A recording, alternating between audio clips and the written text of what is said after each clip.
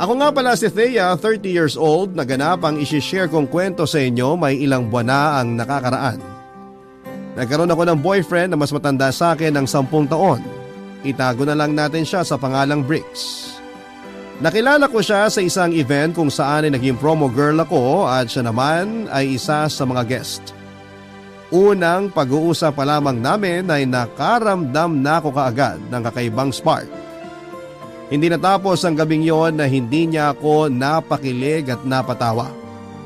Kahinaan ko pa naman ang dalawang yon, Papa Dudut. Kaya naman after ng event na yon ay ako na ang naglakas ng loob na kunin ang number niya. Wala kasi akong Facebook noon dahil binura ko ng time na nagkahiwalay kami ng ex ko. Hindi rin kasi nakatulong sa mental health ko ang makita pa ang ex ko na pakalat-kalat sa Facebook. Niligawan ako ni Bricks ilang araw after ng event kung saan kami nagkasama. Hindi ko na nga pinatagal pa ang panliligaw niya dahil baka makawala pa siya. Naniniwala naman kasi ako noon na hindi na dapat pinapatagal ang panliligaw kung seryoso ka na sa kanya. Nagkataon na talagang seryoso na ako kay Bricks at naging kami kaagad. At hindi ko pinagsisihan ang desisyon na yon lalo na nang mas makilala ko pa siya, Papa Dudut. Pinaka-okay na talaga siya sa lahat ng mga nakarelasyon ko. Unang beses yon na nakaramdam ako na itrato ng maayos. Nagbuhay reyna ako sa kanya dahil sobrang maalaga at lahat ng kailangan at gusto ko ay ibinibigay niya. Kabaliktaran talaga siya ng mga naging ex ko kasi ako ang madalas na nag-i-effort. Pero sa relasyon namin ni Bricks, siya lahat ng gumagawa noon para sa akin.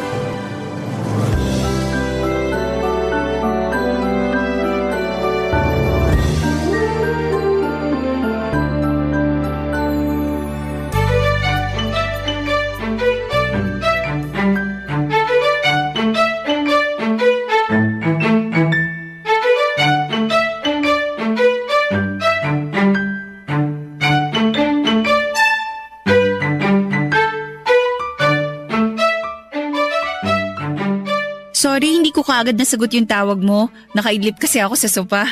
Kala ko naman busy ka sa ibang lalaki. Uy, walang ganyan. Alam mong ikaw lang ang forever. Biro lang naman. May tiwala naman ako sa'yo. Dapat lang. Alam mo namang patay na patay ako sa'yo eh. Ako rin naman. So bakit ka nga nakipagkita sa akin? Miss mo na ako agad? Ang clingy ha. Kahit naman kasama kita parang namimiss pa rin kita. Ewan ko, iba ang tama ako sa'yo eh. Di na kailangan mambola ha, nakuha mo na ako eh. Kuhang-kuha na. Kahit naman sa akin ka na, kailangan ko pa rin ipaalala sa'yo na mahal kita. Huwag kang ang ganyan. Baka buntisin kita eh. Ako talaga ang mabubuntis? Bakit ka nga andito? Dali na habang hindi pa nauubos yung kilig ko.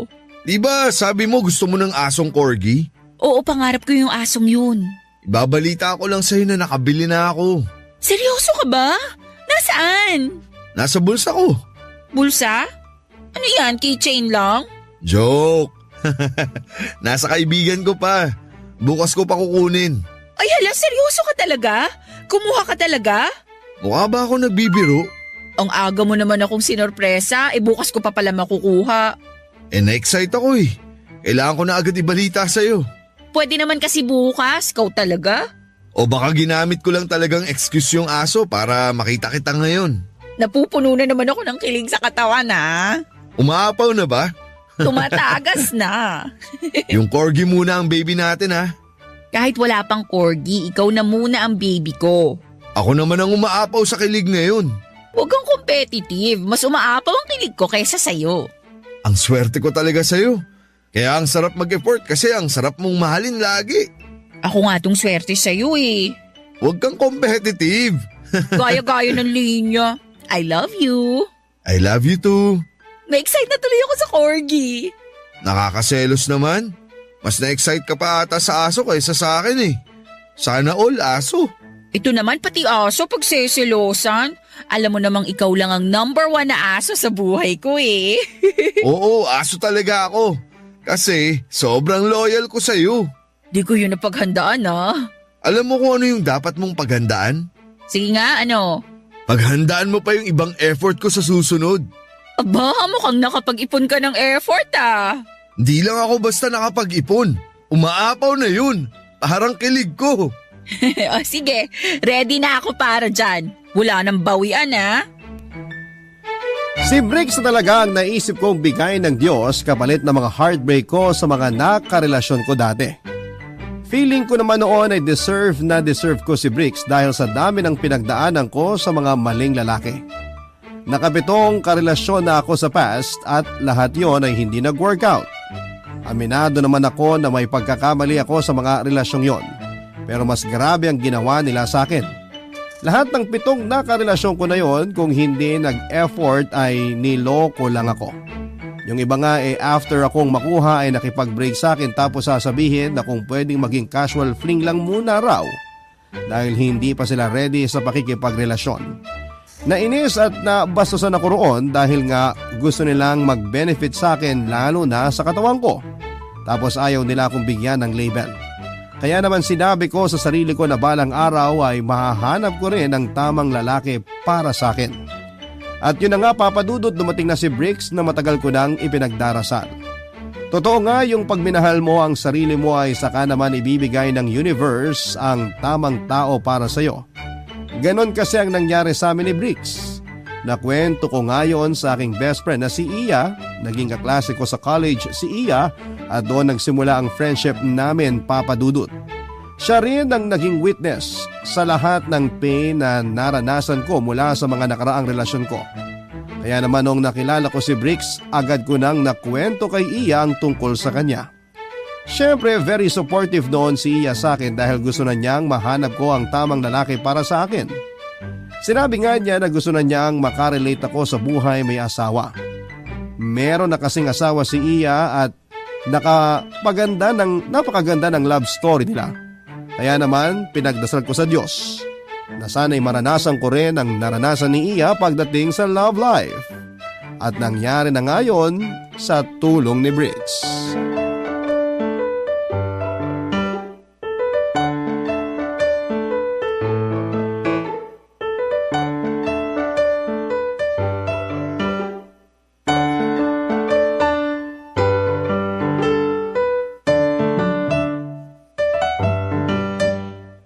Nasa labas ka pa lang ng bahay, ramdam ko na yung kilig mo ha?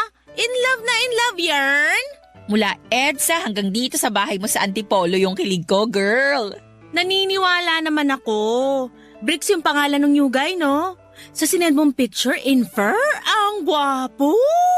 New and last guy na for me. Wow, ganun ka ka-sure sa kanya? Ay nako kung alam mo lang.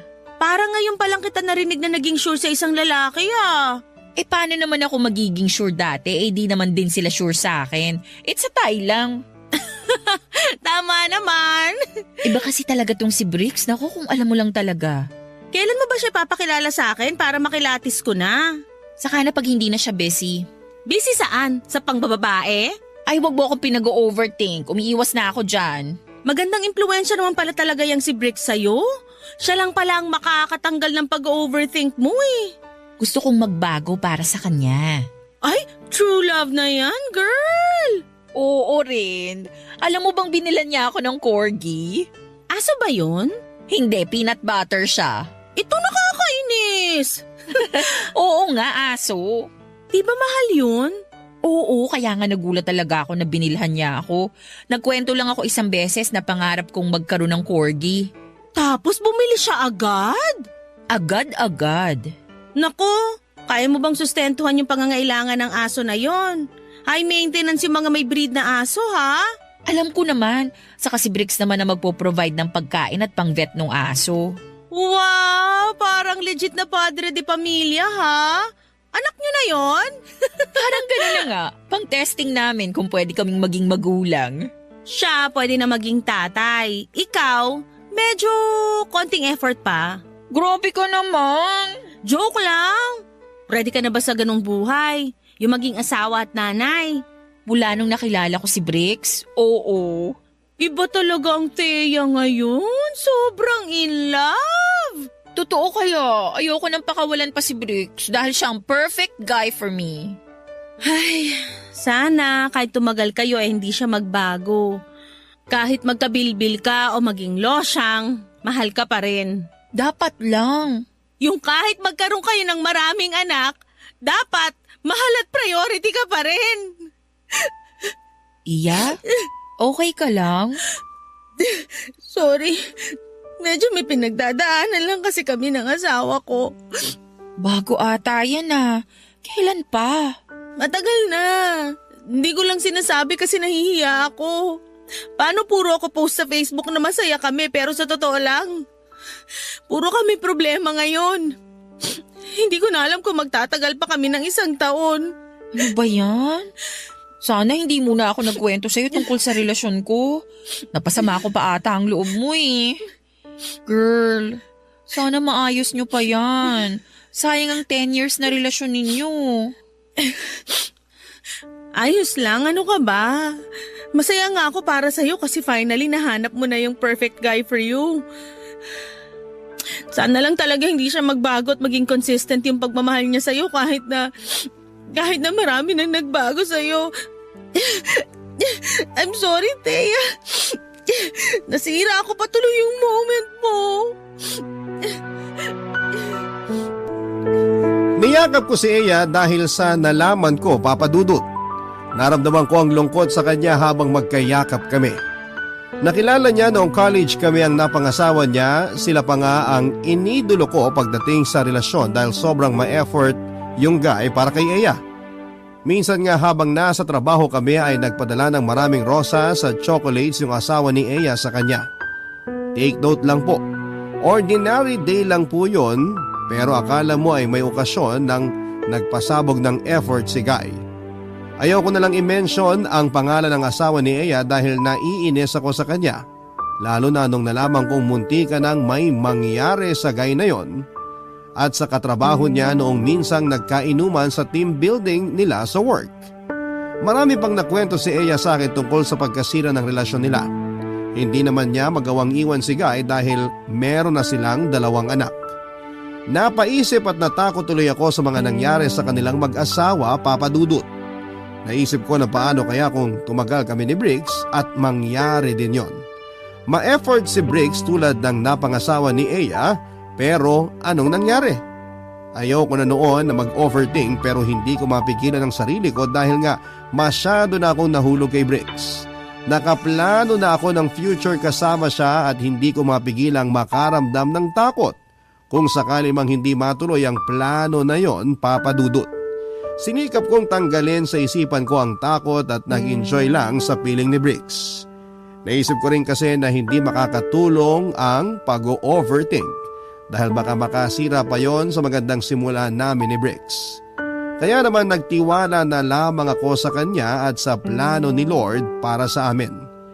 Sinurrender ko na noon sa kapalaran kung magiging kami forever o matutulad lamang kami sa mga nawasak na relasyon. Pero lihim sa puso ko ang panalangin noon na sana ay hindi na matapos ang magandang simula namin ni Briggs noon, Papa Dudut. Barangay Love Stories. Barangay Love Stories. Sa paglipas pa ng mga buwan ay nabawasan ang pangamba ko na baka mauwi lang kami sa wala ni Briggs. Nagpatuloy kasi siya sa pagiging consistent sa akin. Kaya wala akong ibang oras para magduda pa, Papa Dudut. Nag-effort na rin ako magtiwala para hindi ko maisip na mauuwi lang muli sa walang relasyon na meron kami. Sunuklian ko lahat ng mga ginagawa niya para sa akin para hindi naman siya mag-isip na di worth ang mga effort na ibinibigay niya sa akin. Lahat ay ginawa ko para sa kanya na hindi ko inakalang magagawa ko. Lahat ng mga bagay na natakot akong gawin sa mga nakarelasyon ko dati ay hindi ginawa ay ginawa ko sa kanya. Ganun ko noon kakampante na kasama si Briggs, Papa Dudut, dahil alam kong kailangan kong isugal ang lahat pagdating sa kanya. Naramdaman ko kasi na sa pagsugal ko sa relasyon namin ay alam kong panalo ako. Papadudot wala na ako masyadong in-expect pa kay Bricks para magpatuloy ang masayang relasyon namin. Yun kasi ang naging problema ko sa mga ex ko. Masyado kong tinaasan ang expectations ko sa kanila kaya siguro'y nalunod sila at natakot. Iniwasan nila ako hanggang isang araw ay nawala na yung gana nila sa akin. May nagsabi sa akin na kapag nalulunod daw ang isang lalaki sa expectations ng isang babae ay kusa silang tumitiklop at nawawala. Ayaw ko naman na gano'n ang mangyari sa amin ni Bricks. Kaya hindi ako naghangad ng kahit na ano na alam ko at ramdam kong mahihirapan siyang abutin. Natuto ako mag-adjust sa kung ano man ang kaya niya lamang ibigay sa akin. Kaya lang sa mga pinapakita at inaabot niya sa akin ay na-feel ko na kaya niyang gawin lahat kahit yung mga imposible. Perfect guy na talaga noon si Bricks. Para sa akin, Papa Dudut.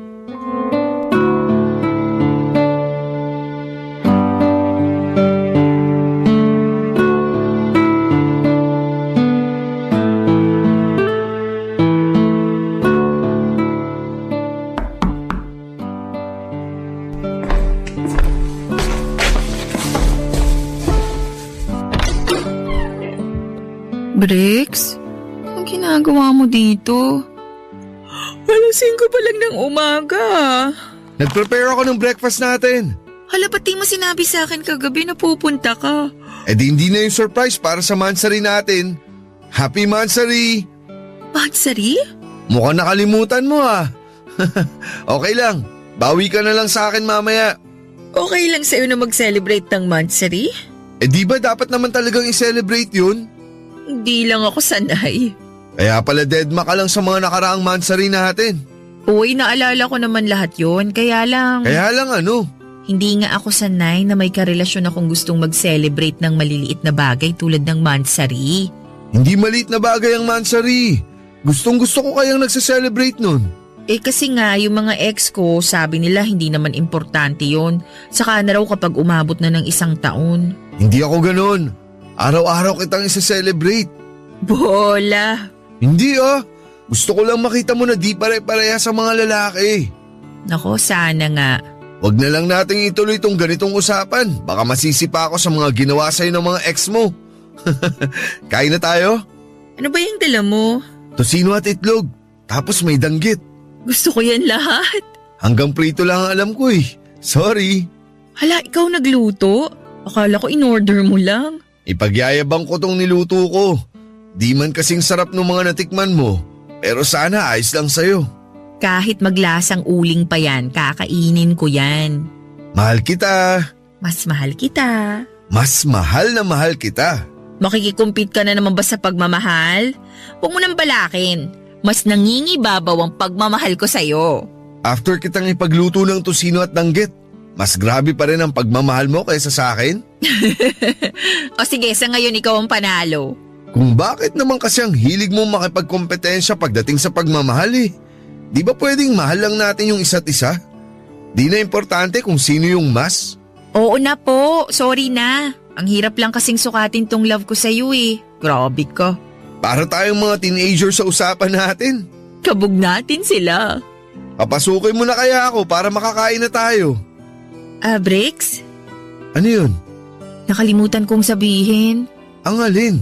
Happy Mansari! Mahal kita sa lahat ng buwan sa kalendaryo. Mas lalong tumamis tong tosinong niluto ko ah. Tara na, kain na. I love you so much. I love you too. So much. Nakangiti ko siyang pinapasok sa loob ng bahay. Hinawakan pa niya ang mga kamay ko at hinigpitan ko ang kapit. Pakiramdam ko noon ay parang nasa pelikula ako at kami ang mga bida. Inayos ko ang mesa habang siya naman ay mabilis na inilabas ang mga pagkaing dala niya.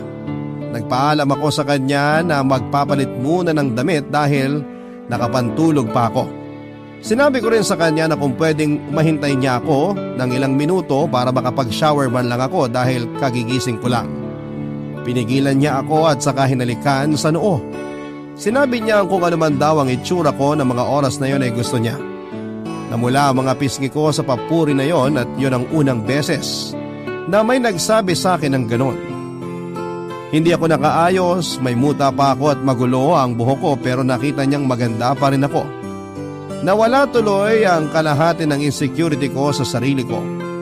Naupo na kaming pareho at saka sabay na kumain ng almusal na inihanda niya. Sa pagpapatuloy noon ng relasyon namin, Papa Dudut, ay marami pang ginawa si Bricks na hindi ko inakalang matatanggap ko. Lagi talaga siyang may bagong sorpresa noon at hindi ko alam kung paano niya i-maintain yon kapag umabot na kami ng ilang taon. May mga umagang bigla na lamang siyang kumakatok noon sa bahay para ayain ako mag-travel. Madalas ay nagpupunta kami noon sa beach para masilayan ang bagong gising na araw habang nagtsatsa. Payapa ang puso ko noon sa piling ni Bricks at yun naman ang pinangarap ko una pa lamang. Marami nang nangyaring hindi maganda sa akin sa nakaraan. Kaya kapayapaan na lamang ang hanap ko at nakuha ko yon sa piling niya. Pinagdasal ko sa Diyos na sana ay hayaan niyang manatili ang kapayapaan na yon sa puso ko, Papa Dudut.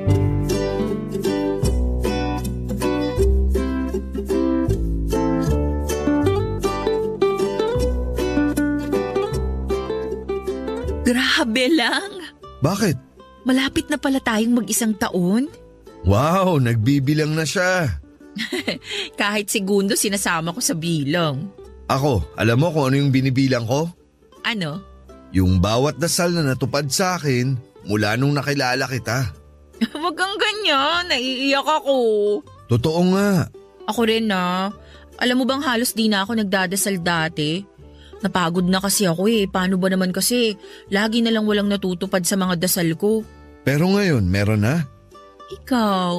Kinilig ako ron Akala ko hindi na pakikinggan mga dasal ko. Akala ko sobrang busy na ng tadhana sa ibang tao kaya medyo nakalimutan na ako. Nagkaroon lang pala ng delay bago ka dumating sa buhay ko. Sabi nga nila, di ba? Delays are not denials. Ngayon ko lang yan naintindihan talaga. Kasi English? Che! Nagmamadali kasi ako noon. Nagmamadali ako na makahanap ng true love kasi pagod na akong napupunta lagi sa maling tao. Puro na lang trial and error, nakakasawa na. Tapos ngayon? Ngayon, andito ka na.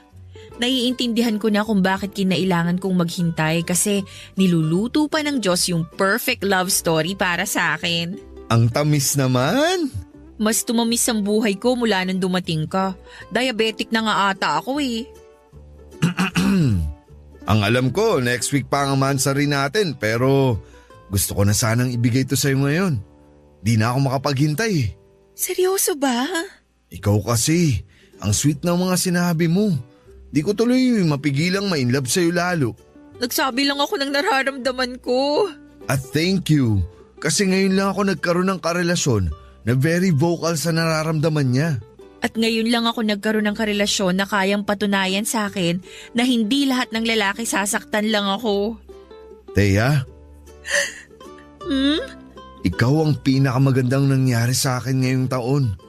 Kung pahihintulutan ng Diyos, ikaw na rin ang magiging pinakamagandang mangyayari sa akin sa mga susunod na dekada ng buhay ko. Huwag kang ganyan, naiiyak na ako. Mula nung nakilala kita, wala akong ibang gustong gawin kundi makita kang masaya. Kahit hindi ako ang dahilan. Ikaw ang dahilan ko sa bawat saya na meron ako ngayon.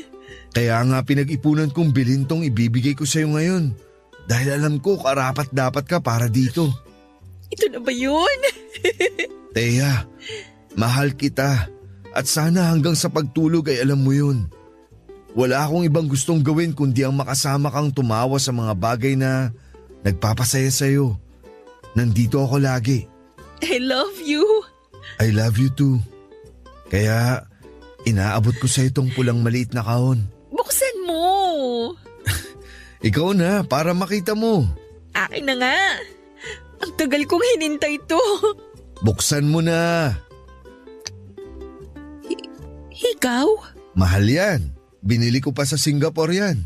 O sige na, isukat mo na. Isang pares ng hikaw ang inabot ni Brick sa akin na nakalagay sa maliit na pulang kahon. Inakala kong singsing yon at aayain na niya akong ikasal. Napansin niyang nakatitig lamang ako sa higaw kaya kinuha niya yon sa akin at saka nilagay sa mga tenga ko. Nabigla ako sa sarili ko dahil masyado ako nag-expect na singsing ang laman ng pulang kahon na yon. Kahit sino naman siguro papadudod, hindi ba? Noong nailagay na niya ang hikaw sa mga tenga ko ay pinagmasdan niya ako at natakot ako na baka makita niyang desmayado ako. Kaya abot hanggang tenga ang peking ngiti ko. Hindi naman niya napansin na nalungkot ako lalo na noong nagpasalamat ako sa kanya at sa kaniyakap. Pinagyabang niyang mahal ang mga hikaw na yon at talagang pinuntahan pa niya sa Singapore para lamang mabili yon. Hindi ko na nga pinakinggan ang iba pa niyang mga sinabi dahil masama ang loob ko. Alam kong nangako ako sa sarili ko na hindi ko tataasan ang expectations ko para kay Briggs, pero kasi gusto ko nang maitali sa kanya, Papa Dudut. Wala na akong ibang gustong hintayin noon. Gusto ko na lang noon na makasal na sa kanya para may formality na ang lahat. Kaya lang ay mukhang malabo pa dahil mas pinili niyang bigyan ako ng hikaw kesa sa singsing na pangarap ng bawat babaeng nagmamahal. Pagkatapos noon ay nag-aya na akong umuwi dahil baka hindi ko na makayanan pang maitago sa kanya ang pagkadismaya ko. Nagtaka rin siya kung bakit ako nag-ayang umuwi kaagad, usually ako naman yung gustong magstay pa ng mas matagal kapag kasama siya. Nagdahilan ako na sumasakit na ang puson ko dahil malapit na akong datnan. Hindi naman niya ako inusisa pa at sinunod na lamang ang gusto ko. Hinatid niya ako sa bahay at nagmadali akong pumasok sa loob para maging malaya na ako sa totoong nararamdaman at emosyon ko ng mga oras na yon, Papa Dudut. Barangay Love Stories. Barangay Love Stories. Na napigilan pa ang sarili ko, Papa Dudut. Pinagpatuloy ko na ang pag-asa na anytime ay aayain na ako ni Briggs na pakasalan. Alam kong nangako ako sa sarili ko na hindi na ako ulit mag-expect ng kahit na ano sa karelasyon ko, pero naisip kong deserve ko pa rin namang mag-expect sa isang tao dahil alam kong kaya ko ring sabayan ang expectations na yon. Madalas akong nag-search sa internet kung paano mapapadali ang pag-propose ng isang lalaki sa isang babae. Lahat ng nakita ko ay sinunod ko pero walang naging epekto para kay Briggs. Naubusan ako ng pasensya lalo na kapag nagpaparinig na ako pero madalas ay deadma pa rin siya. Sinubukan kong kalmahin ang sarili ko kapag walang napupuntahan ang mga parinig ko dahil ayokong mag-away kaming dalawa. Hindi ko alam kung manhid lamang noon si Briggs o talagang ayaw niya lang pansinin ang mga sinasabi ko.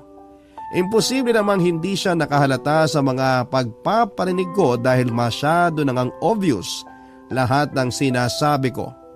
Sa tuwing magkasama kami ay wala akong ibang ginawa kundi ang magpasaring sa kanya. At siya naman ay nakagagawa ng paraan para pasimpleng ibahin ang usapan. Nagkaroon tuloy ako ng kutob na baka hindi pa siya ready noon. Kaya nga ako nainis kasi ako ay ready na para sa kasal. Nasa tamang edad naman na kaming pareho pero bakit hindi pa niya maintindihan noon na kailangan na naming gawin yon. Hindi naman ako nagsawang iparating sa kanyang mensahe na gusto ko talagang maitali sa kanya.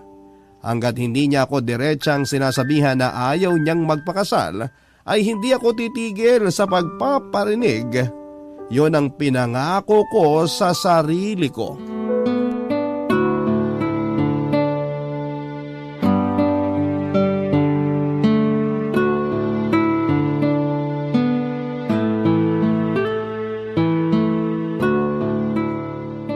Nabusog ba kita sa spicy adobo ko? Sobra! Ang sarap! Pinakamasarap na adobong natikman ko. Masasarapan ko pa ang mga luto ko kapag mag-asawa na tayo. Paabot naman ng tubig, please. Narinig mo ba yung sinabi ko? Oo naman. Ay, gatas na lang pala. Ano? Gatas na lang yung iabot mo sa akin. Huwag na yung tubig. Mas nakakatanggal ng anghang ang gatas eh. Alam mo ba yon? Oo, nasabi mo na yan sa akin last week. Alam mo bang mahilig ako sa gatas? Kahit kailangan akong magising gatas ang iniinom ko kaysa kape. Hayaan mo kapag mag-asawa na tayo, lagi kitang aabutan ng gatas kahit ilang litro pa yan. Paabot na ng gatas, please. Maanghang na sa dila eh. Ay, sorry. Teka, salinang kita sa baso.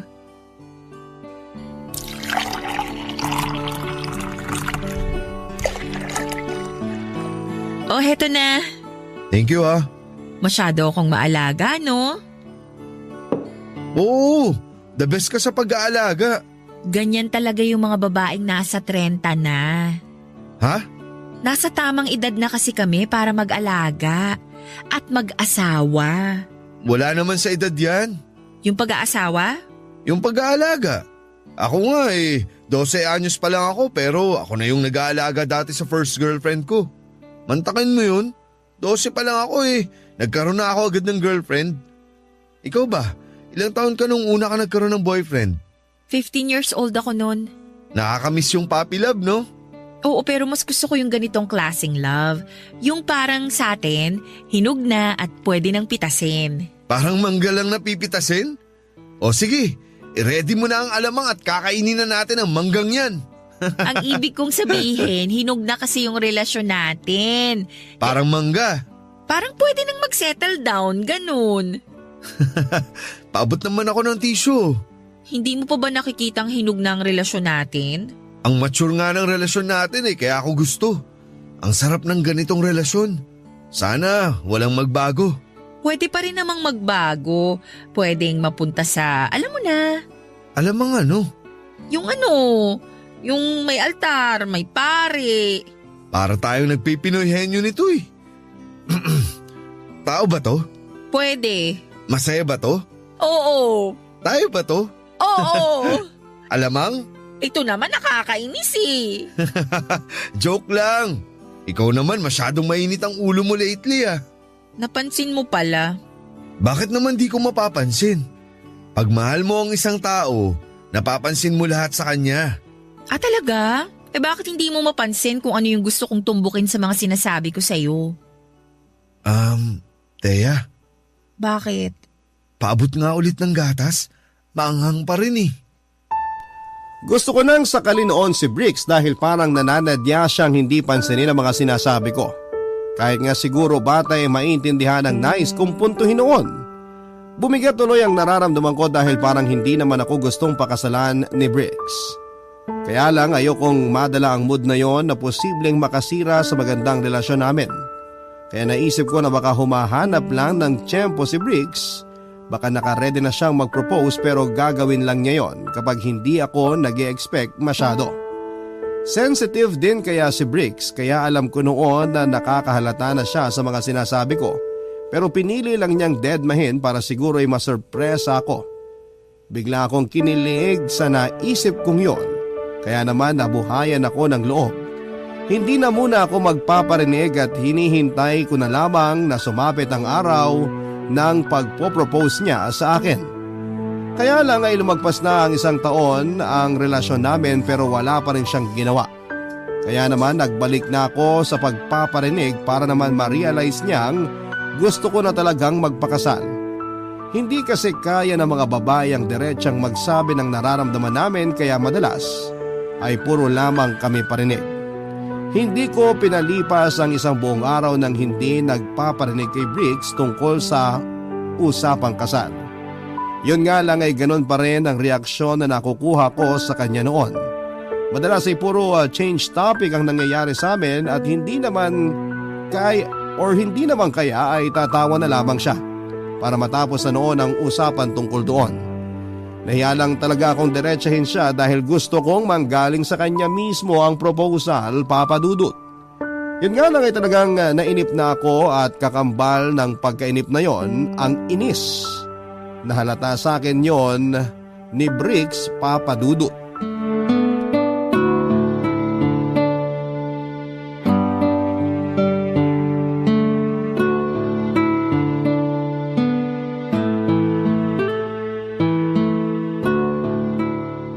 Kanina ka pa tahimik dyan Walang masamang manahimik. Toyo ba yan? Hindi. Kailangan ba kitang lambingin? Kailangan kong huwag kang umiwas sa mga sinasabi ko. Umiwas? Bama ang maangang ka pa talaga. Hindi ko mag-gets, sorry. Okay, diretsahan na ha. Bakit ka ba umiiwas pag usapang kasal na? Hala? Tignan mo na. Ay, okay, sige, sasagot na ako. Sorry kung umiiwas ako. Kasi ayaw mo akong pakasalan? Hindi Hindi lang muna sana ngayon. Kung pwede, maghintay ka muna. 1 taon pa lang naman tayo. Di natin kailangang magmadali. Marami tayong oras para magpakasal. Enjoyin muna natin to. Kung pareho naman na tayong sure sa isa't isa, so bakit di na lang tayo magpakasal ngayon? Kasi gusto ko mapaghandaan yung proposal ko sa'yo. Yung magta-trending sa Facebook. Ayaw mo ba yun? Wala rin naman akong Facebook, hindi ko yun ma-appreciate. Kahit simpleng proposal at kasal lang naman, okay na ako eh. Gusto mo mag-ambag pa ako sa gagastusin mo sa proposal? Hindi naman pwede yun. Gastos naming mga lalaki yun. Pero gusto ko na kasi. Ay, teka, tumatawag si Iya. Sagutin ko lang to tapos balik tayo sa usapang kasal ha? Sure. Sakto, may tatawagan din ako.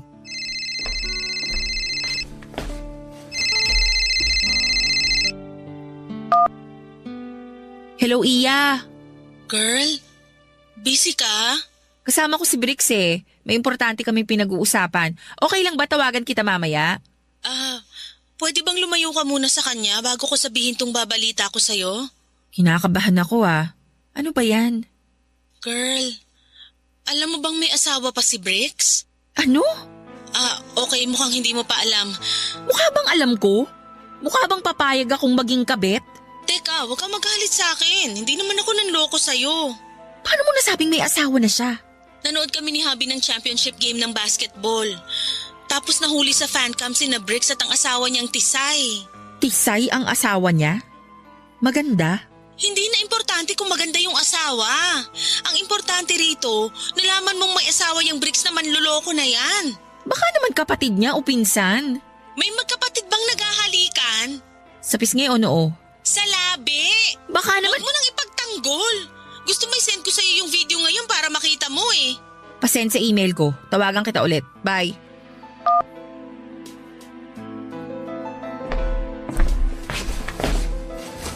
Teya, uuwi na muna ako ha.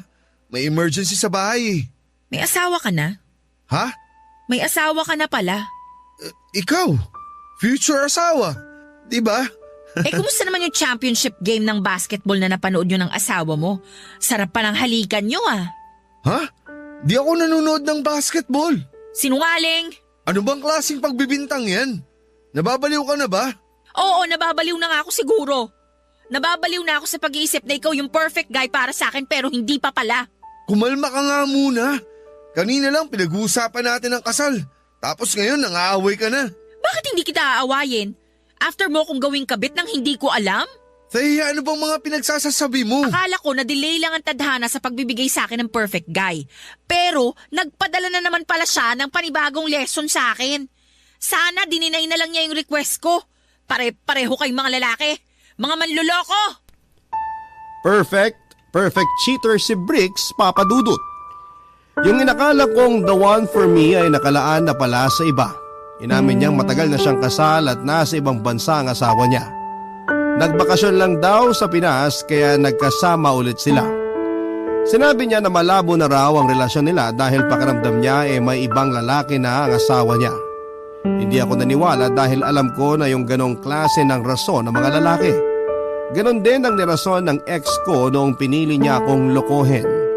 Kaya hindi ko pinaniwalaan si Brix, Papa Dudut. Agad akong nag-walk out. Sinubukan pa niya akong tawagan pero blinako na siya sa number niya sa cellphone ko. Naiyak ako habang nasa taxi at nahiya pa ako sa taxi driver na binilhan pa ako ng tissue sa isang convenience store dahil basang-basa na ang mukha ko ng mga luha ko. Nasaktan ako sa ginawa ni Brix, Papa Dudut, minahal ko siya pero hindi ko kayang maging number 2. Ilang beses na humingi ng chance si Brix sa akin at sinabing pwede naman daw naming itago muna ang relasyon namin.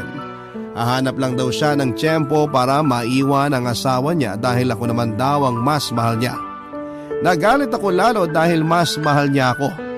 Ibig sabihin lang noon ay mahal pa rin niya ang asawa niya. Noong tinanong ko kung meron pa siyang pagmamahal sa asawa niya ay sumagot siya ng oo.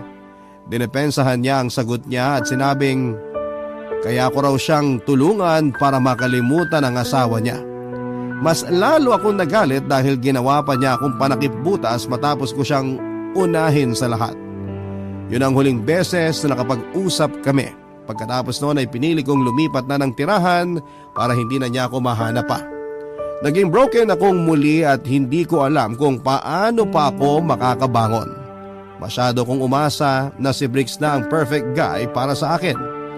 Pero naging perfect example lang pala siya ng taong hindi ko dapat mahalin. Itago niyo na lamang po ako sa pangalang Julia, 35 years old at dati akong nagtatrabaho bilang recruitment specialist sa Taguig. Sa Palawan talaga ako noon nakatira, doon ako nag-aral at nakapagtapos ng kolehiyo. Ilang taon din akong nagtrabaho doon at meron akong long-time boyfriend si Gerald. College pa lamang kami nang maging boyfriend ko siya at marami kaming mga naging plano. Hanggang sa mag-decide ako na magtrabaho sa Maynila at kaagad naman akong nakahanap ng trabaho dito. Papadudot kasama sa mga plano namin ni Gerald ang dapat na pagsunod niya sa akin sa Maynila. Ang plano pa nga namin ay dito na kami magsisimulang bumuo ng aming pamilya. Dito na kami bibili ng sarili naming bahay at uuwi na lamang kami sa Palawan para magbakasyon. Naniniwala kasi ako noon na mas magandang buhay at trabaho namin dito sa Maynila. Kaya lang isang masamang balita ang nakarating sa akin. Yon ay nang malaman ko ang biglang pagpanaw ng boyfriend kong si Gerald. Nabagsakan daw siya ng mga scaffolding sa building na pinagtatrabahuhan niya na naging dahilan ng kanyang pagpanaw, papadudot.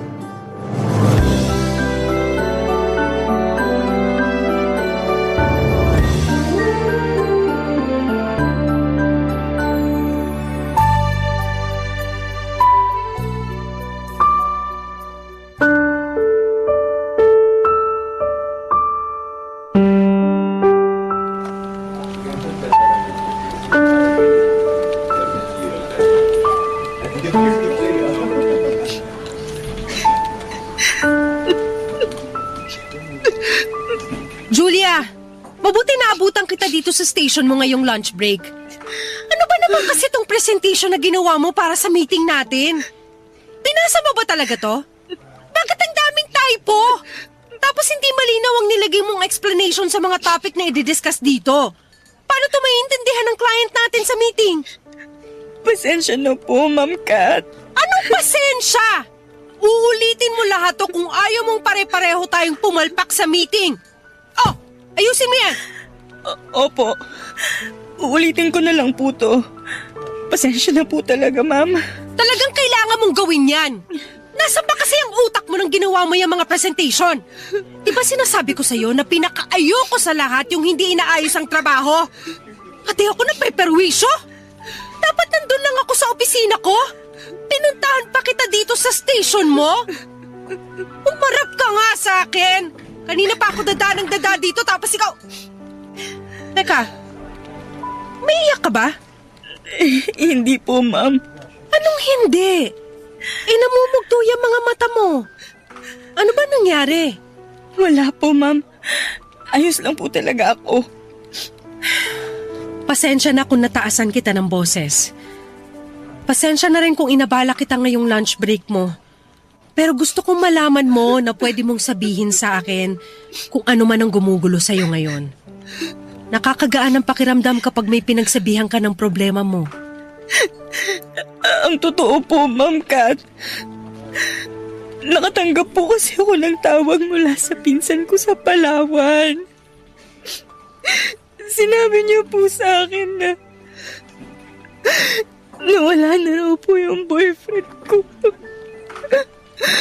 Namatay po siya kagabi dahil sa aksidente sa pinagtatrabahuhan niya. Ha? I'm so sorry, Julia. Matagal na po kaming magkarelasyon ni Gerald. College pa lang po, boyfriend ko na po siya at napakarami na po naming planong dalawa. Dapat po susunod na siya sa akin dito sa Maynila sa susunod na buwan. Kasi dito po namin planong magpakasal eh. Dito kami bubuo ng sarili naming pamilya. Dito po namin sisimulan to pa rin lahat ng mga pangarap namin. Pero hindi na po mangyayari yun kasi wala na po siya. Wala na po si Gerald. Alam ko na mabigat ang pinagdadaanan mo ngayon. Dahil minsan na rin akong nawalan ng mahal sa buhay. Hindi biro ang sakit sa dibdib na binigay ng pagkawala niya sa buhay ko. Pero kagaya ng palagi nating naririnig, lahat ng masasaya at mabibigat na pangyayari sa buhay natin, palaging may dahilan. Pero bakit po ganun? Bakit kailangan po na maramdaman natin to? Bakit kailangan kunin sa atin kaagad ng Diyos ang mga mahal natin sa buhay? Napakabata pa po ni Gerald para mamatay. Wala namang kasi makapagsasabi sa atin kung kailan tayo mawawala sa mundong to. O kahit pa ang mga tao na mahalaga para sa atin. Kaya hanggat kaya natin, kailangan na sulitin natin ang bawat oras na pwede natin silang makasama. Hindi naman namin gusto magkahiwalay ng matagal ni Gerald. Kinailangan lang niyang tapusin yung kontrata niya sa Palawan bago siya makasunod sa akin dito sa Maynila. Pero kung alam ko lang... kung alam ko lang na mawawala na siya... dapat hindi na lang ako umalis eh. Dapat hindi ko na lang siya iniwan na sa Palawan. Sige lang, Julia. Iiyak mo lang yan para gumaan kahit paano ang bigat dyan sa dibdib mo. Buong umaga na nga po akong umiiyak, ma'am. Pero hanggang ngayon halos madurog pa rin ang dibdib ko sa sobrang sakit ng nararamdaman ko dito. Pakiramdam ko, anytime pwede na akong sumunod sa kung nasan man si Gerald ngayon. Tigilan mo ang pag-iisip mo ng ganyan. Kasi kung naririnig ka ngayon ni Gerald, sigurado ako na hindi siya matutuwa. Sige ganito. Gusto mo ba mag-request ng vacation leave para makauwi ng Palawan? Pero ma'am, kakaregular ko lang po dito sa kumpanya. Mag-iisang taon pa lang po ako dito. Baka po hindi ma-approve yun lalo na't hindi ko naman po kamag-anak o asawa si Gerald. Ako nang bahala doon. Mag-request ka ng vacation leave for 2 weeks, tapos email mo sa akin. Ako na maglalakad para ma-approve yun sa HR. Basta magpakatatag ka lang. Hindi to madali kasi walang madaling paraan para matanggap natin ang pagkawala ng mahal natin. Pero wala tayong ibang choice kung hindi ang maging matatag para sa kanila. Papadudot, masungit at istrikta talaga ang operation manager naming si Kat sa opisina. Galit siya sa mga empleyadong nagkakamali sa trabaho. Dahil para sa kanya siya at ang kumpanya namin ang napiperwisyo. Halos lahat nga kami ay inis sa kanya kasi kapag nagpapasa kami ng mga report o presentation sa kanya, para sa meeting namin ay palagi na lamang negative comment ang ibinibigay niya sa amin. Para bang hindi na siya nakakita ng tama sa ginagawa namin. Ni minsan ay hindi kami nakarinig ng kahit na anong papuri mula sa boss namin. Pero nang araw na makita niya akong umiiyak sa station ko ay parang ibang Kat ang nakausap ko noon, papadudot. Oo, masungit ang bungad niya sa akin at alam ko na sermon talaga ang aabutin ko dapat dahil sa kapalpakan na ginawa ko. Pero sa unang pagkakataon ay nakita ko yung soft side ng personality niya. Sa paraan ng pakikipag-usap at payo niya sa akin. Nagulat pa nga ako noong isuggest niya na mag-vacation leave daw muna ako para makapunta sa burol ng boyfriend ko. Alam ko kasi na naiinis siya kapag may mga absent o naka-vacation leave sa office namin kasi mas tatambakan kami ng trabaho. Kaya naman nakauwi ako ng Palawan noon at nakapunta sa burol hanggang sa libing ni Gerald. At nang bumalik ako sa trabaho mas naging maayos na ang pakikitungo sa akin ni Kath at may mga oras din na sabay kaming nagla-lunch o nagkakape sa break time. Marami rin kaming napagkwentuhan tungkol sa buhay at lumipas pa ang mga linggo at buwan. Nagsimula na kaming maging malapit sa isa't isa, papadudot.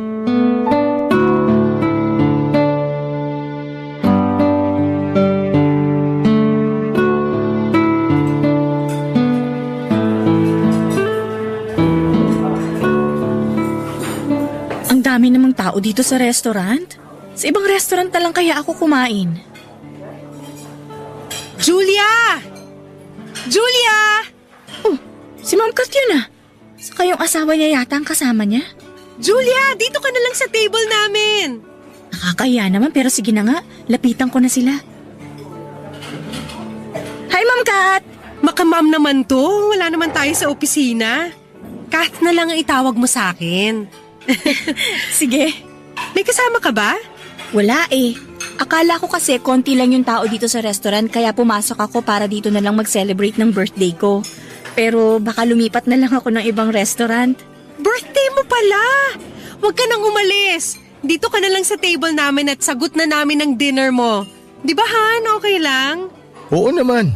Kahit ano pang orderin niya, sasagutin natin lahat.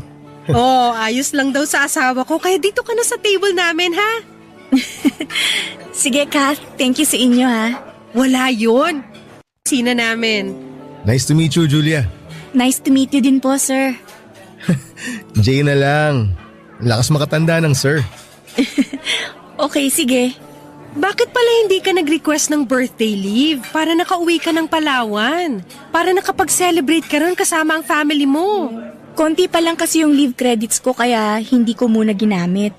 Tsaka mas gusto ko na ma-convert yun sa cash para may dagdag sa sweldo ko pagdating ng December. Malaki rin kasi ang magagastos ko pag umuwi ako ng Palawan.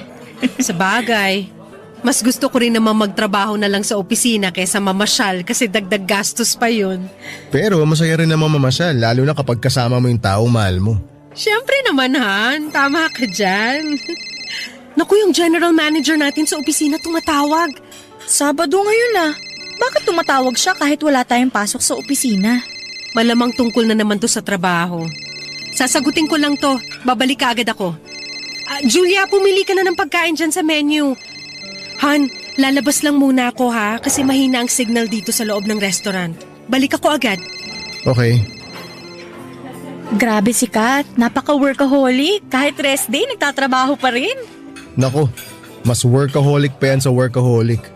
Kulang na nga lang, dalhin na niya yung buong bahay namin sa mismong opisina niyo eh.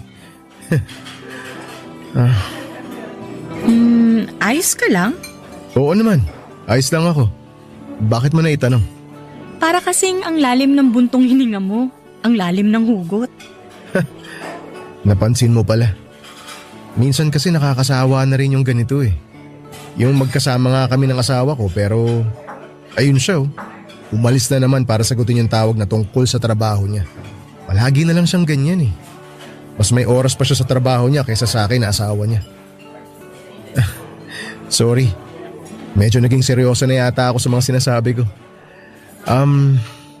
May napili ka na ba sa menu na gusto mong kainin? Wala pa pero ito, titingin na ako. Papadudot na alala ko noong makarating ako sa Palawan at makita ko sa unang pagkakataon si Gerald na wala ng buhay sa kanyang kabaong ay halos mahimatay talaga ako sa matinding sakit sa dibdib na nararamdaman ko noon. Hindi kasi ako makapaniwala na wala na yung lalaking pinapangarap kong makasama sa buhay. Ang dami pa kasi naming plano at akala ko ay lahat yon ay magkasama naming matutupad. Pero hindi na pala. Sa 4 na araw na burol ni Gerald ay palagi akong nasa bahay nila. Sa tabi ng kabaong niya, Papa Dudut. Gusto ko na iparamdam sa kanya ang presensya ko at magkasama pa rin kami sa huling sandali ng katawan niya dito sa lupa. Nang mga oras ding yon, madalas akong chinachat at tinatawagan ni Kath para kumustahin. Nagwo-worry daw kasi siya sa akin at sinabi niya rin na kapag kailangan ko ng kausap, palagi raw bukas ang linya niya para matawagan ko siya. Papa Dudut. Barangay Love Stories. Barangay Love Stories. Papa Dudut, alam ko noon na may asawa na si Kath. At yon ang unang pagkakataon na nakilala ko si Jay. Nahihiya rin talaga akong makijoin sa table nila kasi nga ay parang date nilang dalawa yon tapos ay sisingit pa ako. Mabuti na lang talaga at mabait din si Jay na kausap. Nilibre pa nga nila ako mag-asawa ng dinner para sa birthday celebration ko, Papa Dudut.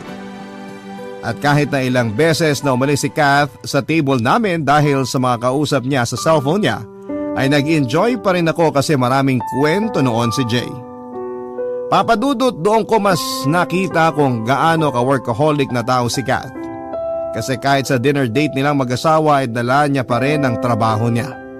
Napapailing na nga lang si Jay sa tuwing sasagutin ni Kath ang tawag o text sa kanya na may kinalaman sa opisina. Tapos nakwento rin ni Jay na ganoon daw talaga si Kath mula sa opisina namin, Papa Dudut.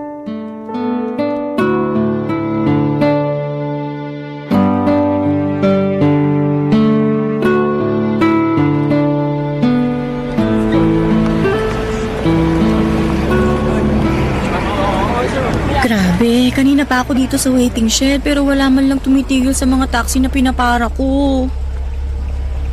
Julia! Oh, Jay! Tiga, sakay ka na. Sabay na kita. Atid na kita sa inyo. Naku, hindi na. Okay lang ako. Thank you. Di ka na. Inatid ka na namin dati ni Kat sa apartment mo. Kaya alam ko na hindi yon out of the way sa bahay namin. Rush hour na ngayon. Mahihirapan ka na makakuha ng taxi. Kaya tara na. Sige na nga.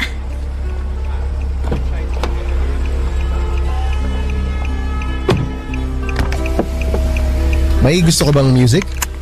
Ayos lang kahit wala. Mas gusto ko nga yung tahimik eh. Ah, okay. Ayaw mo pala ng maingay. Sige, hindi na lang ako magsasalita. Parang sirato. Siyempre, ayoko rin namang mapanisan ng laway kung pareho tayong tatahimik sa buong biyahe. Sa bagay, tama ka dyan. Baka pag uwi ni Kat galing Singapore, hindi na niya ako i-kiss kasi bad breath na ako. Ewan ko sa'yo. Pero ang galing talaga ni Kat, no? Matalino na, masipag pa sa trabaho. Kaya siya yung palaging pinapadala ng mga client namin sa ibang bansa para mag-train ng supervisor sa bagong account namin dun. Kasi malaki ang tiwala sa kanya ng mga boss namin. At sa sobrang galing nga niya sa trabaho niyo, nakakalimutan niya na may asawa pa siya na nag-i-exist sa buhay niya. Hindi naman ganun yun, Jay. Ginagawa lang naman niya yun para sa future niyong dalawa. Hindi yan ang dahilan niya, Julia, kung bakit siya nagpapakasubsob sa trabaho. Kasi alam ko na ginagawa yun ni Kath para hindi niya maalala yung tungkol sa anak namin. Anak? Oo. Hindi ba naikwento ni Kath na nagkaroon kami ng anak? Hindi.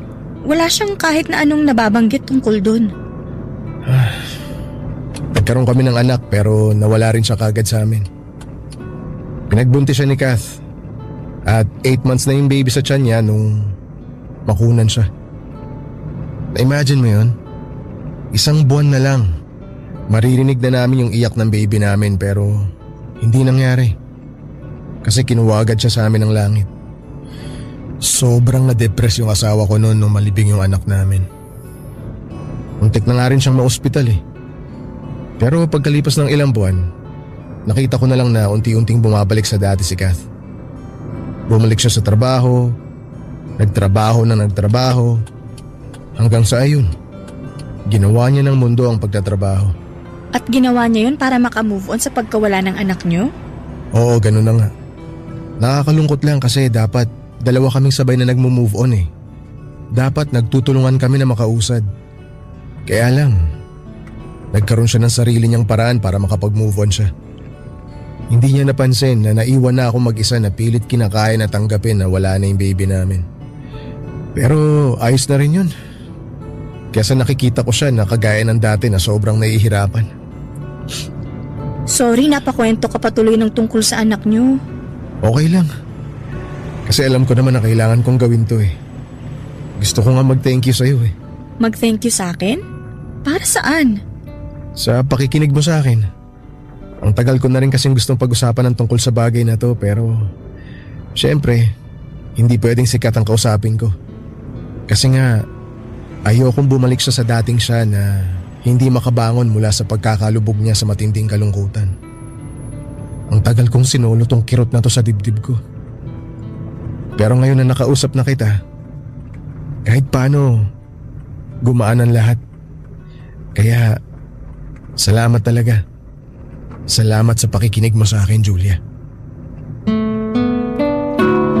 Papadudot, ramdam ko ang lungkot sa tono ng boses ni Jay habang nagkukwento siya ng tungkol sa relasyon nilang mag-asawa. Naramdaman ko na naging kampante na rin siya noon sa akin, kaya naman nakwento niya na matagal na rin siyang may tampo kay Kath. Hindi niya raw maramdaman ang presensya nito bilang asawa. Yun pala yung binanggit ni Kath noon na nawala na mahal niya sa buhay. Akala ko'y kamag-anak niya lamang pero anak pala niya mismo, anak nila ng asawa niya. Papadudod, sinabi ni Jane na naiintindihan niya naman na nasaktan si Kath ng sobra sa pagkawala ng baby nila. At pakiramdam niya sa trabaho binuhos ni Kath ang oras para hindi maalala ang masakit na pangyayaring yon. Kaya nga lang, papadudot, kasabay noon ay parang nakalimutan na rin daw ni Kath na may Jay pang nag-i-exist sa buhay nito. Na pareho silang mag-asawa na nawala ng anak. Pero naiwan siyang nakabitin pa rin sa ere dahil hirap sa pagtanggap na wala na ang anak nila. Hindi niya lang pinapakita kay Kath para hindi ito maapektuhan. Ramdam ko na medyo naluluha na siya noon habang nagsasalita, papadudot. Kaya naman niyaya ko na rin siyang magkape nang may makita kong coffee shop na madadaanan namin. Yon ang simula ng pagiging magkaibigan namin ni Jay, papadudot. May mga oras na tinatawagan niya ako kapag weekend para itanong kung gusto ko raw ba na kumain sa labas o magkape. Nainip raw kasi siya sa bahay, tapos naka-rest day overtime pa si Kath, kaya wala raw siyang kasama. Alam ko na hindi magandang tingnan na nagkakasama kaming dalawa nang wala si Kath, pero hindi ko siya matanggihan hanggang sa nauwi na nga sa bawal na pag-iibigan ang nasimula naming pagkakaibigan ni Jay, papadudot.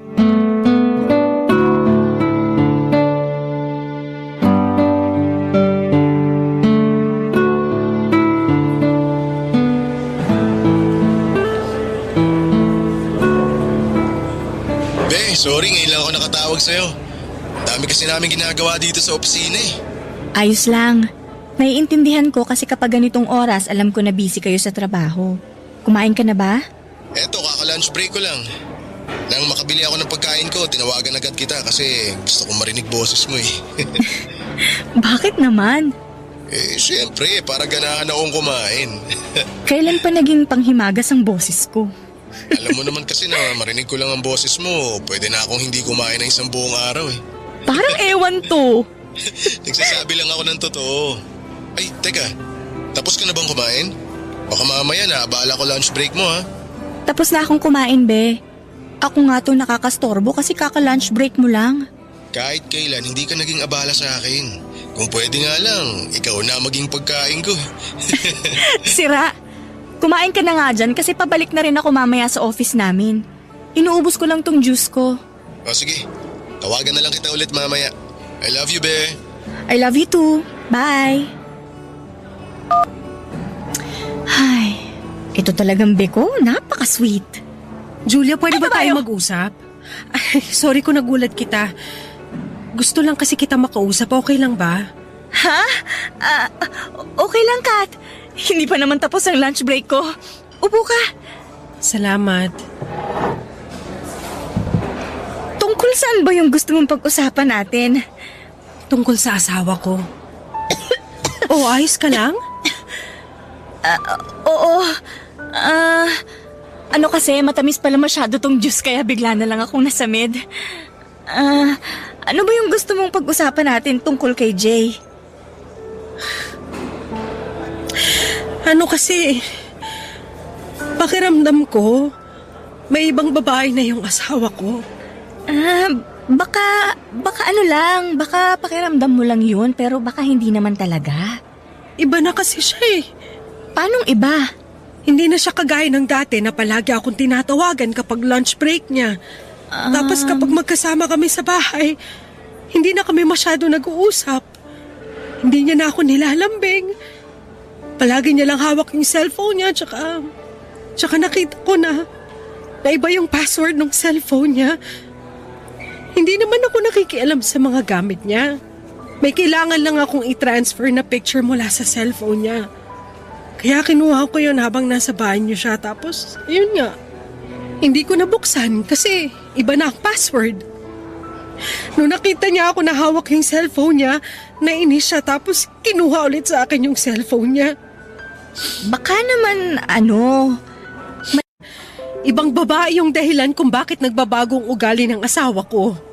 O sige, tatanungin kita. Nahuli mo na ba dati na may ibang babae ang si Jay? Hindi pa. May history na ba siya ng pagloloko sa relasyon nyo? Wala naman. Madalas ba kayo nag-aaway o nagsisigawan sa bahay nyo? Hindi, kasi hindi rin naman kami masyado nag-uusap sa bahay. Palagi kasi akong pagod sa trabaho kaya madalas nagpapahinga na lang ako. See? Walang dahilan para magloko ang asawa mo, Kat. Siguro, stress ka lang din kaya kung ano-anong napapansin mo kay Jay. Natatakot kasi ako. Natatakot ako na baka may ibang mahal na si Jay. Hindi ko kakayanin yun, Julia. Ayoko mawala sa akin ang asawa ko. Hindi mawawala sa'yo si Jay kasi mahal ka niya. At sigurado ako na hindi niya magagawang lokohin ka. Kaya relax ka lang.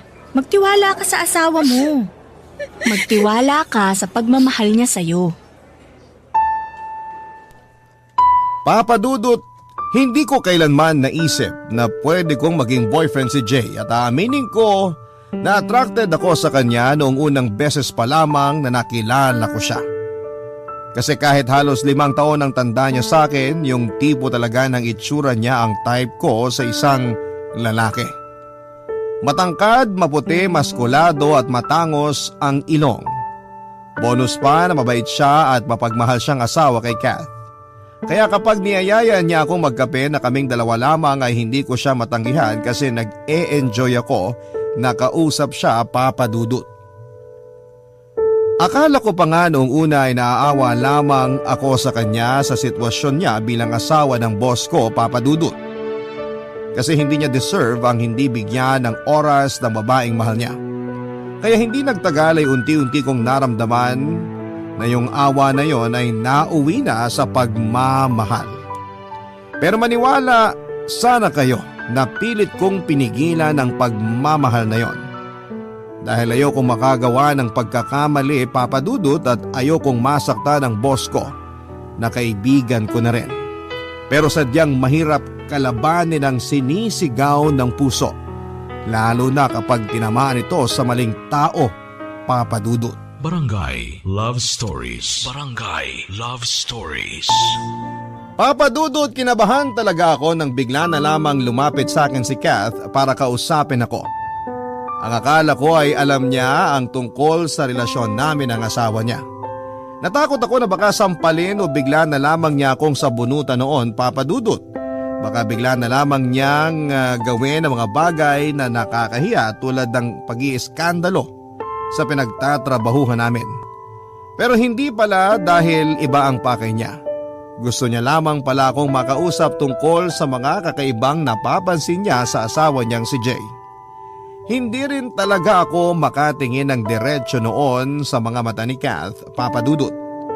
Natatakot ako na baka mabasa niya sa mga mata ko na nagsisinungaling lamang ako. Ilang beses din akong nagkunwaring nauubo para lamang mabuo ulit ang boses ko. Medyo nababasag na kasi yon at nauutal pa ako. Ibinigay ko ang lahat ng kaya ko para magpanggap na walang alam tungkol sa bagay na kinukonsulta niya sa akin. Sinabi ko sa kanya na mabait ang asawa niya at alam ko na mahal siya nito. Kahit ang totoo, ako na ang bagong mahal ng asawa niya, Papa Dudut.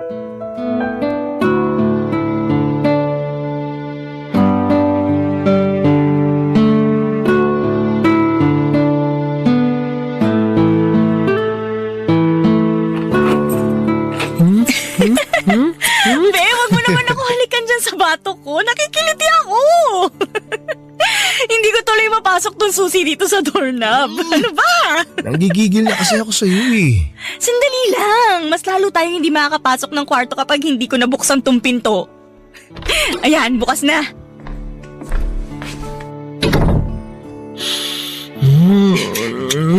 Teka, doon na tayo sa kama. Grabe. Baka mamaya pareho pa tayong gumulong dito sa sahig eh. Eh di sige, bubuhatin na lang kita. Ay, ano ba yan, be? Nagulat naman ako sa pagbuhat mo sa akin. Gusto ko lang buhatin ang reyna ng buhay ko. Be, siguro naman ngayon, wala nang mga istorbo sa atin kasi kanina pa talaga kita gusto halikan ng matagal eh. Kaninang-kanina pa, nasa labas pa lang tayo ng kwarto natin. Kahit gaano pa katagal, be. Yan ang gusto ko sa'yo, Be. Ang bilis mo kausap eh. Pakis nga. Teka, cellphone ko nagre-ring. Kukunin ko lang sa bulsa na short ko. Mamaya na, Be. Pero baka kasi importante yung tawag na yun. Saglit lang, mabilis lang to. Si Kat tumatawag. Huwag ka maingay, be. Sasagutin ko lang, ha? Sige. Hello, Kat? Hi, Julia! Kumusta? Ayos naman. Bakit ka napatawag? Alam ko na pangalawang araw mo pa lang sa 1-week vacation leave mo. Pero gusto lang kitang kumustahin. Wala kasi ako makausap dito sa office ngayong lunch break kaya tinawagan kita. Sana hindi ako nakakaistorbo. Hindi ka nakakastorbo. Okay lang. Wala pa rin naman ako masyadong ganap dito sa beach. Nakahiga lang ako tsaka nagsiselfone sa kwarto. Bakit hindi kayo mag-swimming ng mga pinsan mo? Tinatamad pa sila eh. Mga tulog nga eh. Mamaya na lang daw ulit kapag palubog na yung araw.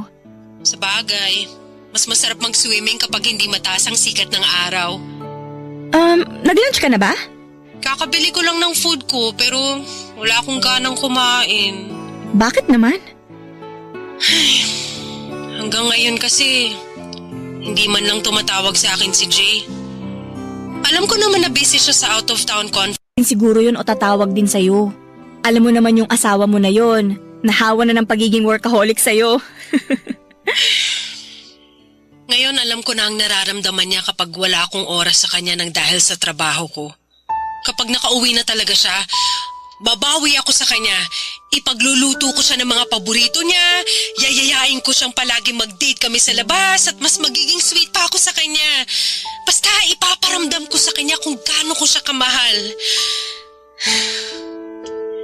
Nagiging madrama na naman ako. Sorry nasisira ako tuloy ang bakasyon niyo ng mga pinsan mo. Okay lang, Kat. Sabi ko naman sa'yo, handa ako makinig sa mga ikukwento mo sa akin. Salamat, Julia. O sige na, ibababa ko na tong tawag kasi para makapag-enjoy ka na dyan. Kakain na rin ako dito sa pantry. Okay, sige. Ay, Anong sabi ni Kath? hindi mo pa raw siya tinatawagan o tinitext man lang. Wala naman akong sasabihin sa kanya eh. Tsaka busy tayong dalawa ngayon dito eh. Pero kailangan mo pa rin siyang tawagan. Mamaya na lang, Be. Jay, sikat pa rin ang asawa mo kaya responsibilidad mo na tawagan o i-text man lang siya. Oo nga, asawa ko siya. Pero ikaw na yung mahal ko, Julia. Alam mo naman kung paano natin pinagplanuhan tong alis natin na to. Ilang araw na nga lang tayong magkakasama eh. Hahatiin ko pa ba yun kay Kath? Gusto ko lang naman na mas maiparamdam ko sa'yo na seryoso ako nung sinabi ko sa'yo na mahal kita. Kaya hayaan mo na lang muna ako. Ite-text ko rin naman si Kath eh. Pero mamaya na. Hindi naman importante na mag-update ako sa kanya eh. Ang importante, matapos natin yung nasimula.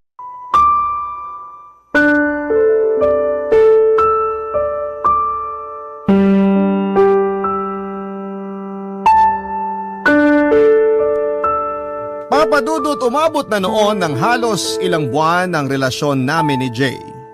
At mas lalo naman kaming naging malapit ni Kath sa isa't isa. Komportable siya na sinasama nila ako minsan ni Jay sa mga date nila lalo na at alam niya na mag-isa lamang ako sa Maynila. Pero ang hindi niya alam ay nagbabakasyon kami ni Jay ng kaming dalawa lamang. Kagaya na nga lamang noong mag-request ako ng vacation leave na kaagad na inapprove ni Kat. Dahil ang sabi ko ay mga pinsan ko ang kasama ko. Tapos nagpaalam naman si Jay sa asawa niya na may out of town conference siya. Halos 1 linggo kaming nagpakasarap na maamin ang lahat ng gusto namin bilang magkarelasyon. Yung maglakad na magka-holding hands, kumain sa restaurant nang hindi kinakabahan, at mag-kiss kahit pa may mga tao sa paligid. Mas naiparamdam ni Jay sa akin kung gaano niya ako kamahal. Kaya nga lang sa paglipas pa ng mga araw at linggo ay napapadalas ang paghingi sa akin ng payo ni Kath, Papa Dudut. Lumalakas daw kasi talaga yung pakiramdam niya na may ibang babae ang asawa niya. Madalas niyang nakikita si Jay na may chinachat at kapag lumapit na raw siya ay biglang papatayin ni Jay ang cellphone niya. At nakakaamoy raw siya ng pamilyar na pabangong pambabae sa mga damit ni Jay. Kaya naman nagpalit din talaga ako ng brand ng pabango noon. Pero nang minsang umiyak na sa akin ang konsensya ko, Papa Dudut. Hanggang sa mag-decide akong itama ng lahat ng maling ginagawa ko noon, Papa Dudut.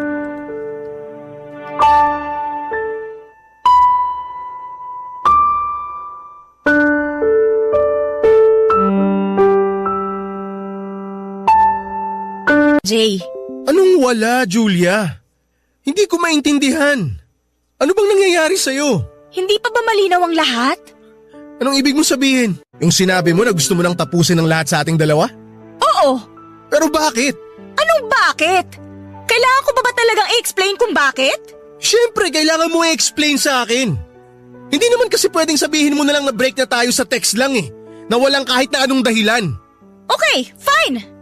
Gusto mo ng dahilan? Sige. May asawa ka, kasal ka, at boss ko lang naman ang asawa mo. O ngayon, sapat na bang dahilan yon o kulang pa? Mahal kita, Julia. Umalis ka na. Hindi ako aalis. Di mo ba ako narinig? Mahal kita. Hindi pa ba sapat na dahilan yon para ipagpatuloy natin yung relasyon nating dalawa? Jay, hindi mo ba talaga naiintindihan? Hindi na nga natin pwedeng ituloy to kasi may asawa ka na. Kahit mahal natin ang isa't isa?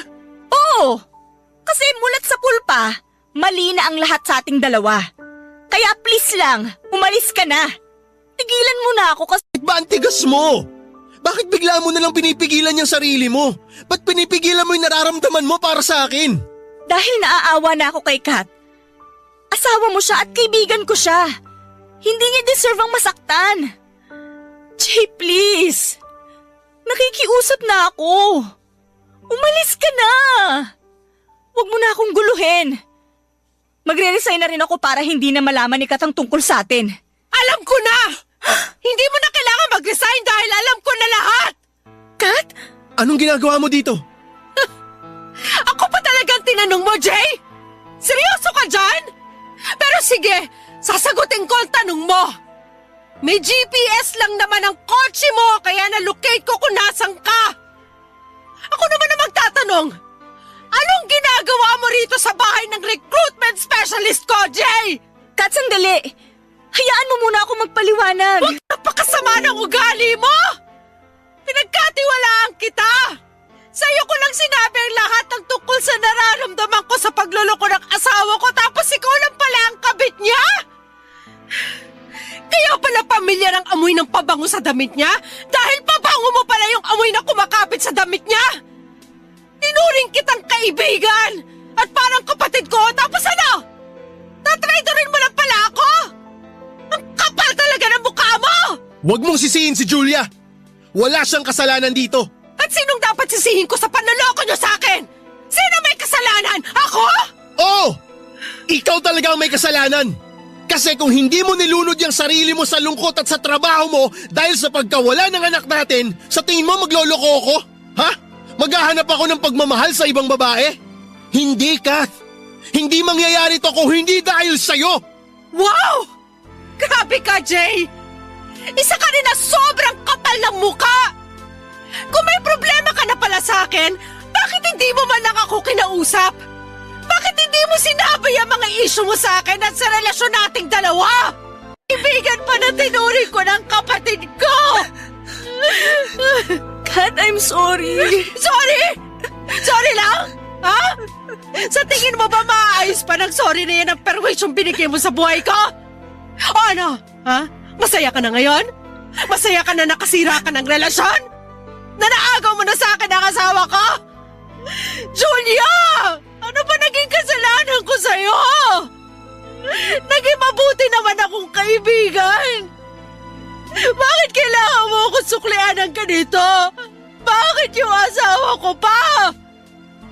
Bakit si Jay pa? Maniwala ka sa akin. Hindi ko naman sinasadya lahat ng to. Hindi ko lang talaga... Hindi sinasadya, pero may ilang buwan ka para sabihin sa akin na tungkol sa relasyon yung dalawa. Pero hindi mo ginawa! Hindi mo ginawa kasi masama ka! Plastic ka at wala kang kwentang kaibigan! Kaya magsama kayo na manloloko ka sa...